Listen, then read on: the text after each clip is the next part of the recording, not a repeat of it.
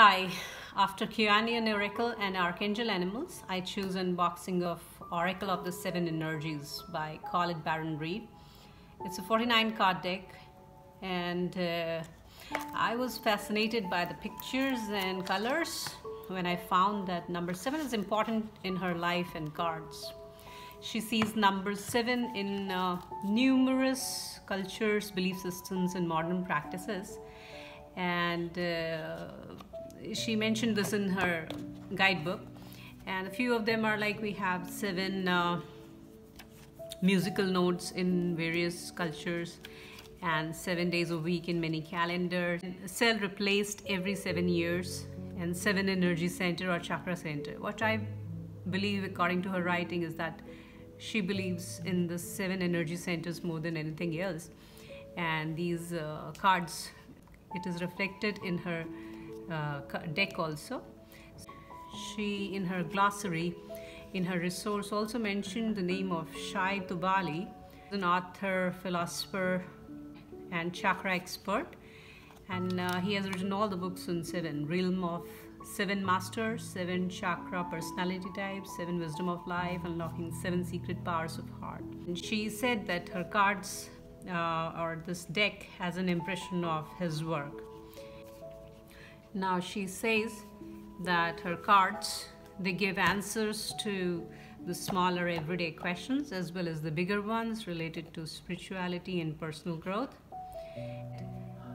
So the very practical things she said is while your focus might be on how to evolve spiritually, it's equally important to be in this world, here and now. So the wisdom must all be practical so that you can embody it.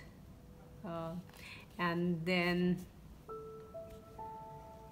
the lexicon of this deck is her experiences with many psychological and spiritual systems, and all tied together through the 7 energies. She talked about 137 spreads, and the theme of this deck is psycho-spiritual wisdom of 7 energy centers. So like if you have a little knowledge of chakra, then you know that they starts from red, orange, yellow, green, light blue, then purple and white. Same way she has divided the deck in 7 energy categories, and each of the categories has 7 cards in it. So it's like 1 to 7 in energy 1, and 7 to 14 is in water, and that's why reading this is very important. I sorted them in some order so that understanding of these cards, more usage of these cards, why she kept in different energy centers like this, but at least we'll have an idea. I will not shuffle them at all because the number matters. So let's see the cards now. 1 to 7 is energy 1, which is red.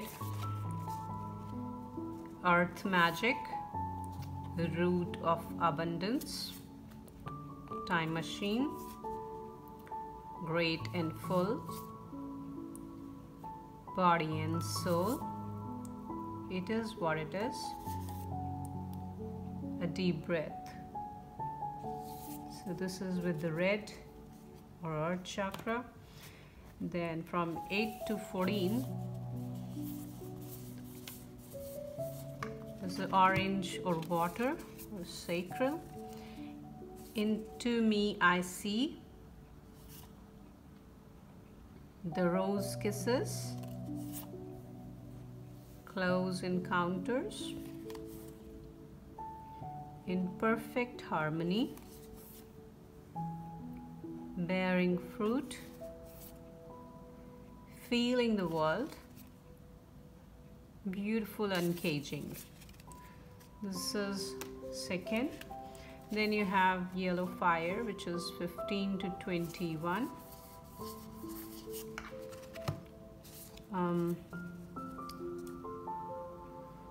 It's powerful move, the royal you,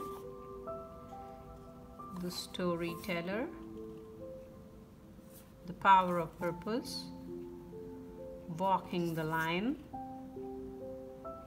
merry motive, exposed and revealed. This is for 5. Then we have 22 to 28, which is for green or love. It's tender embrace, healing the heart, let it go, birds of a feather, great big love, grand symphony, broken open. So after this we have 29 to 35, and it's with sound or energy 5, which is awakening genius, shining through, call of the muse, quieting the mind, ears wide open, opening to discovery, a tall tale. This is the sound section. Then you have energy 6, which is from 36 to 42. It's with light or purple or third eye, which is seeing beyond, the oracle's gift, endless possibilities, wish upon a star, land in between, a higher view, smoke and mirrors. And then last is from 43 to 49, and it is in golden white thought, or the 7th energy center, which is spirit of gratitude, divine matrix, beyond the ordinary, the uncharted sea, sacred reverence, burst of magic, beautiful card, and willing release. This deck is very beautiful and all the pictures are uplifting and happy. Yeah, one of the things I have to tell is that do 2. There is a sound which comes while you shuffle, as they are not glossy, and there's a kind of friction in them. To some it may sound, it may feel like a sound, but otherwise it's a beautiful deck. Now there's a very beautiful thing she said, that our stories unfold in a continuum. While you can ask in what direction a situation is heading, there's no fixed outcome, as every choice you make leads to an experience. And in fact, you'll come to recognize the experience is more powerful than the circumstances or goal you seek. There are elements in life we can't see. Although we play an important role in creating reality and how we experience it, we are still subject to larger forces. This is both a wonderful thing and a frustrating one. Human beings desire certainty above all, so our greatest task is to learn how to inhabit both and dwell between the worlds and embrace the magic of not knowing. So, as you said, in this light, oracle cards offer us a glimpse into this ongoing evolution, the story in motion, and our capacity to both influence and surrender to it. Sometimes you get one odd card in a deck, but each one of the cards is so beautifully designed. There's no one odd card in these sets. So the only thing is that I have to see why she kept in these, what is the significance of keeping them in 7 categories of energy. And